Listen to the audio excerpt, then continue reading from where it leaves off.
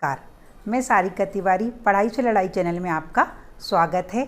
अब हम प्रश्न 1 का सवाल नंबर 3 ले रहे हैं, उसे भी हम पूर्ण वर्ग विधि से हल करना देखेंगे। तो हम देखते हैं कि 4x की घात 2 धन 4 करनी 3x धन 3 बराबर 0, इस सवाल को हमें पूर्ण वर्ग विधि से हल करना है।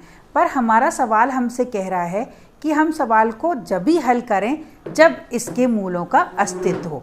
मूलों का अस्तित्व देखने के लिए हम क्या करते हैं, मूलों के अस्तित्व के लिए हम d का मान निकालते हैं।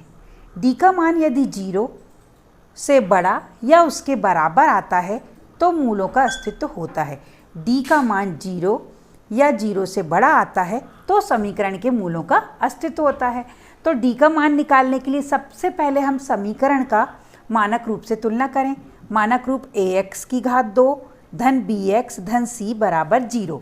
यदि हम तुलना करते हैं तो a बराबर 4 आ रहा है, b बराबर 4 करनी 3, c बराबर 3 आ रहा है। अब मूलों के अस्तित्व के लिए हमें d का मान निकालना है। d का मान हमारा 0 या 0 से बड़ा आता है तो मूलों का अस्तित्व होगा। d के मान का सूत्र होता है, d को हम विभक्ति वर्ग बोलते हैं, इसके बारे में हम अपनी अगली वीडियो में विस्तार से पढ़ेंगे। d बराबर होता है b की घात 2 ऋण 4 ac। तो हम d का मान निकालेंगे। d बराबर b देखिए क्या है, 4 करनी 3, उसका वर्ग किया, ऋण 4 गुणित a का मान 4 और c का मान 3। हम 4 का वर्ग करेंगे तो 4 चौके 16 गुणित 3 करनी 3 का वर्ग करेंगे तो वर्ग से करनी कट गई तो 3 बाहर आया, ऋण 4 चौके 16, 16 तिया 48, यहाँ भी 16 तिया 48 ऋण 48, 48 में से 48 गए तो d का मान 0 आ गया।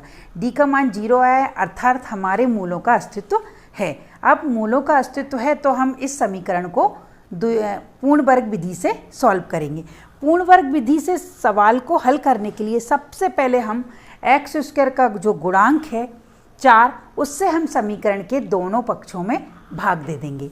तो हम लिख दें समीकरण के दोनों पक्षों में 4 से भाग देने पर, समीकरण के दोनों पक्षों में 4 से भाग देंगे तो 4 से 4 कट गया तो x की घात 2 धन 4 से 4 कटा तो करनी 3 x धन 3 में 4 का भाग देंगे तो 3/4 बराबर 0।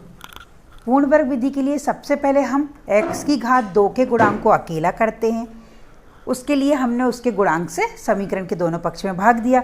अब अगली स्टेप में हम अचर पद का पक्षांतर करेंगे। अचर पद हमारा 3/4 है, हम 3/4 का पक्षांतर कर दें तो x की घात 2 धन करनी 3 x बराबर से ऋण 3/4 आ गया। हमने अचर पद का पक्षांतर कर दिया। अब जो हमारी अगली स्टेप है उसके लिए हम क्या करेंगे, 1/2 b के होल वर्ग करके दोनों पक्षों में जोड़ देंगे। क्या करेंगे हम, 1/2 b का होल वर्ग, 1/2 b का होल वर्ग दोनों पक्षों में जोड़ रहे हैं, पर 1/2 b का होल वर्ग क्या आएगा तो हम उसे सॉल्व कर लेते हैं। देखिए यहाँ पर अब हमारा समीकरण ये है, x की घात 2 धन करनी 3x धन 3/4, इसमें हमारा b करनी 3 है तो ये 1/2 और b करनी 3 का होल वर्ग क्या आ जाएगा, ये बराबर से करनी 3 एकम करनी 3/2। हमारा 1/2 b का रूप क्या आ गया, करनी 3/2 और इसका होल वर्ग।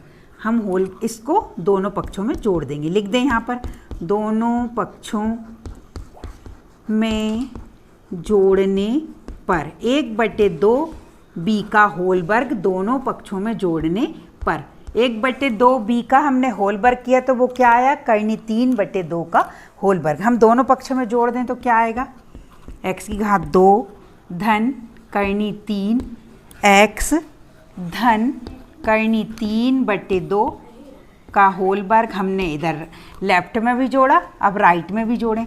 राइट साइड क्या है हमारी, ऋण 3/4, इसमें हम करनी 3/2 का होल वर्ग क्या कर रहे हैं, जोड़ रहे हैं, करनी 3/2 का होल वर्ग जोड़ रहे हैं।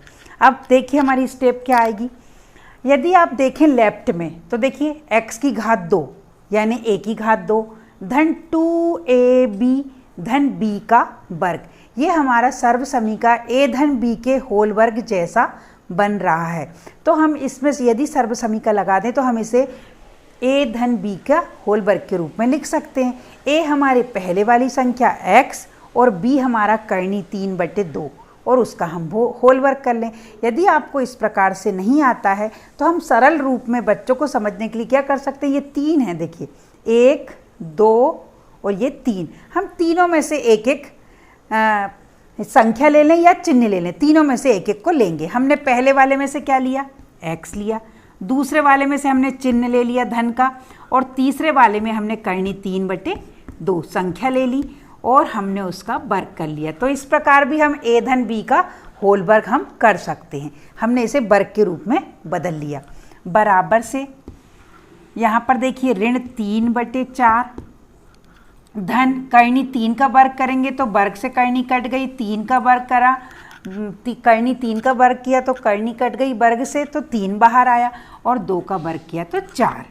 यहाँ पर हम लिख दें x धन करनी 3/2 का होल वर्ग बराबर से देखिए लघुत्तम लेंगे 4 ऋण 3, लघुत्तम समान हो नीचे का, यानी दोनों के हर समान है तो हम ऊपर वाली संख्या को ऐसे ही लिख सकते हैं, ऋण 3 और ये वाला धन और ये 3 3 में से 3 जाएंगे तो देखिए 0 आ गया। हम इसको लिखें x धन करनी 3/2 का होल वर्ग बराबर से 3 में से 3 गए 0, 0/4 यानी बराबर से 4 शून्य 4 आ गया। यानी हमारा x धन करनी 3/2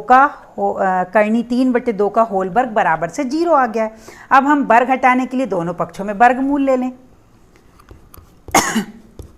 दोनों पक्षों में वर्गमूल लेने पर देखिए जब हम वर्गमूल लेते हैं तो जहाँ वर्ग होता है वहाँ वर्गमूल यानी 1/2, वर्गमूल का मतलब होता है उस संख्या के ऊपर 1/2 की घात लगाना। तो हमारे यहाँ वर्ग पहले से ही 1/2 की घात लगाएंगे तो 2 से 1/2 कट जाएगा, तो सिंपल हमारा x धन करनी 3/2 बाहर आ गया है। यानी सीधा सा मतलब है यदि वर्ग हो और उस पर हम वर्गमूल ले लें तो वर्ग से करनी कट जाती है। तो हमारा x धन करनी 3/2 आया, और 0 का वर्गमूल ले लें तो 0 ही आएगा, 0 आ गया। अब करनी 3/2 का हम पक्षांतर कर दें तो x बराबर ऋण करनी 3/2 आएगा। यहाँ पर हमारे दोनों मूल समान हैं। हमारे मूल क्या आएंगे, ऋण करनी 3/2 और ऋण करनी 3/2। जब भी हमारे विभक्तिकर का मान 0 होता है तो हमारे जो मूल होते हैं समीकरण के वो क्या आते हैं, समान आते हैं। देखिए हमने यहाँ पर d निकाला था, d का मतलब होता है विभक्तिकर। जब हमने d निकाला था d का मान 0 आया था। जब d का मान 0 आता है तो हमारे मूल क्या होते हैं, वास्तविक और समान होते हैं।